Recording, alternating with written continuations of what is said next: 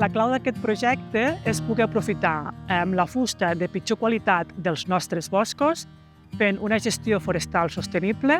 baixar-la als municipis, allà poder-la transformar en estella i cremar-la a les calderes municipals que abasteixen edificis públics, les escoles, els CAPs, els centres cívics, dels diferents nuclis que formen part de la mancomunitat. És un projecte impulsat pels municipis d'Alins, Esterri de Cardós, Llavorsí i Vall de Cardós. Actualment podrem disposar del finançament per desenvolupar la part tècnica. No obstant, es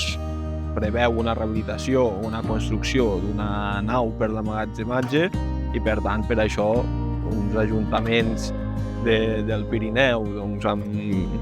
la capacitat pressupostària que tenim, necessitem un recolzament d'una administració més forta i, per tant, també buscarem vies per finançar-ho i també, d'una manera, fem una crida perquè s'aposti i es continuï apostant per projectes com el que estem mirant de desenvolupar aquí a l'Alt Pallars. Els 4 municipis que formen part del projecte tenen els seus boscos ordenats, disposen d'uns projectes d'ordenació forestal que ens indiquen les actuacions que podem realitzar i la fusta que podem treure d'aquests boscos. Ara mateix disposem d'una quantitat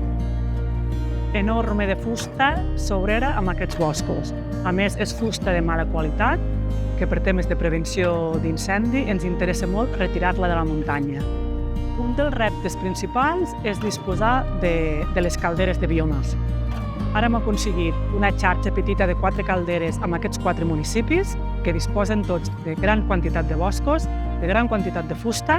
i s'ha de poder transformar i cremar a les calderes pròpies. Valorem molt positivament aquest reconeixement, ens fa molt contents que d'alguna manera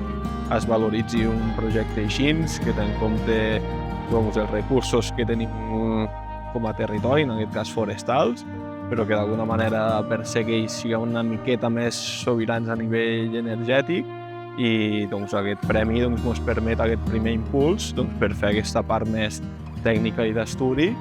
que és bàsica per després poder construir i continuar avançant en les següents fases del projecte.